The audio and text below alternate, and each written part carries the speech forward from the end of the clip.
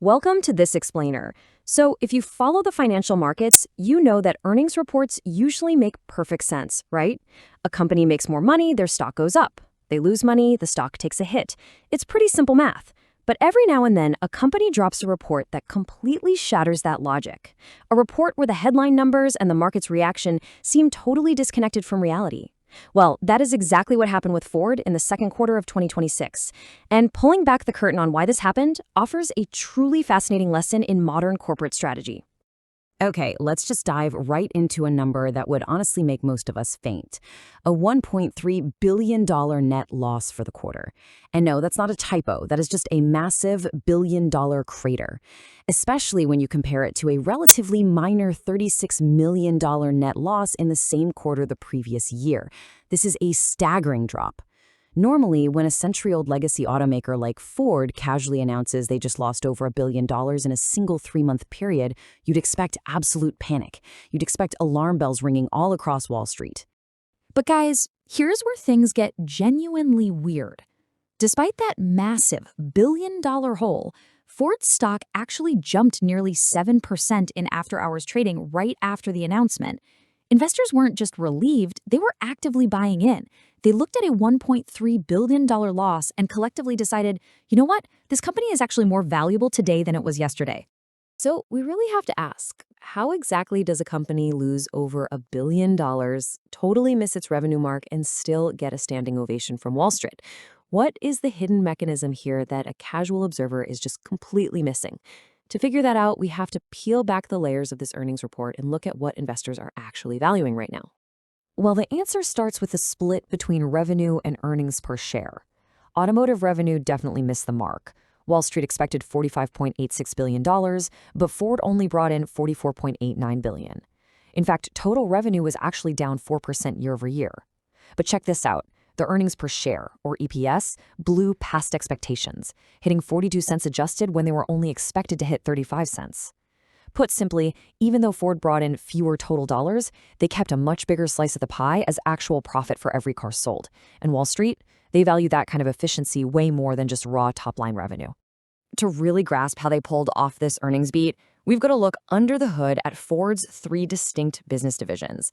A few years ago, Ford reorganized itself to completely separate its traditional gas vehicles, its commercial fleet business, and its electric vehicle ambitions. This move was huge because it allows us and Wall Street to see exactly where the real profits are being generated and where all the cash is being burned. And wow, the contrast here is just incredibly stark.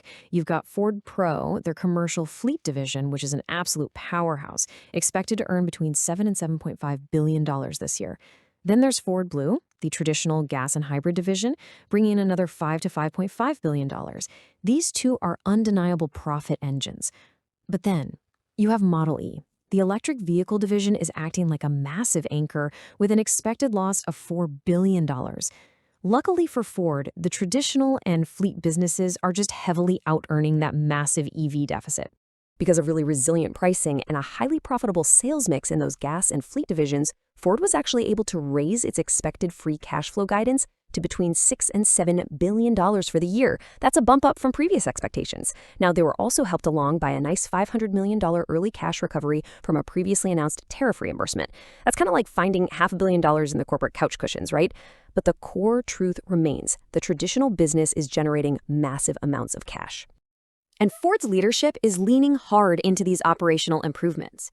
CEO Jim Farley hit the nail on the head in his statement, emphasizing that the real story isn't just about this quarter.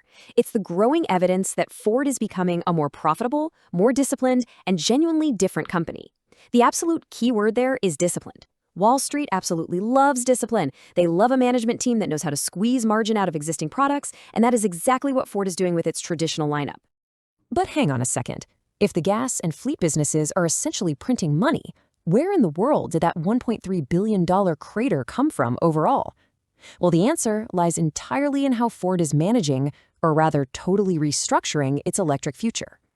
That massive deficit is actually broken down into 2 main chunks, driving a whopping $4.2 billion in one-time special charges. First up, there is a huge $3.6 billion charge for restructuring their Blue Oval SK battery plant joint venture. And second, there's another $500 million completely written off due to a canceled EV program. Now keep in mind, these aren't daily operating losses. These are deliberate strategic write-offs to change course. This right here is why Wall Street isn't punishing Ford for the loss. They see the automaker essentially ripping the Band-Aid off today. Instead of throwing good money after bad into EV programs that just aren't ready to be profitable, Ford is making tough, disciplined cuts right now. They are scaling back their EV ambitions to match current market realities. And investors? They vastly prefer taking one massive financial amputation today over enduring years of a slow, agonizing bleed in the future. Now, stepping away from EVs for a second, Ford has also been battling a severe supply chain headache that directly impacted its most crucial product, the F-Series pickup truck. Look, the F-Series isn't just another vehicle for Ford.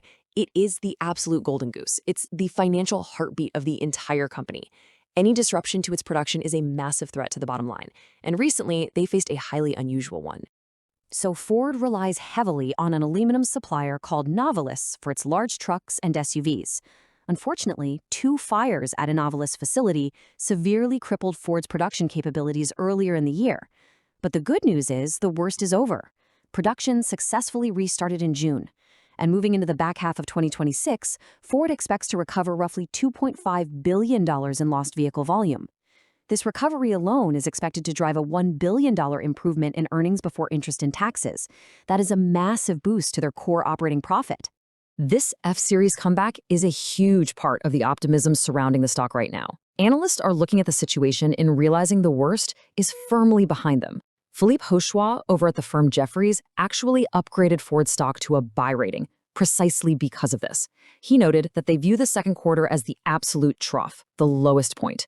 With the aluminum supply restored, truck production is finally set to normalize and grow, meaning the upcoming quarters are going to look incredibly strong for vehicle volume. Which brings us to the ultimate resolution of our little earnings paradox, and the final puzzle piece of why the stock surged so aggressively after hours. It's all about looking forward, not backward. For investors, that $1.3 billion loss is in the rearview mirror. It's properly categorized as a strategic necessity. What Wall Street really cares about is what happens next, and Ford delivered exactly what they wanted to hear. Thanks to the F-Series supply chain recovery and the sheer margin strength of their traditional gas and fleet vehicles, Ford actually raised its full-year adjusted EBIT guidance to between $10 and $11 billion. That is a major increase from their previous top-end estimate of $10.5 billion. Think about it. When a company tells the market they are going to make more operating profit for the year than previously expected, despite taking a multi-billion-dollar write-down in one division, yeah, investors absolutely take notice. So the paradox is officially resolved. Ford's gas and fleet divisions are thriving, providing a massive cash cushion. Wall Street cheered a billion-dollar loss because it represented a disciplined pivot away from unprofitable EV spending, backed by a highly profitable traditional business. But it leaves us with one massive, lingering question to think about. Can Ford's traditional trucks continue to generate enough cash to successfully fund this newly disciplined, scaled-back pivot into the electric vehicle future?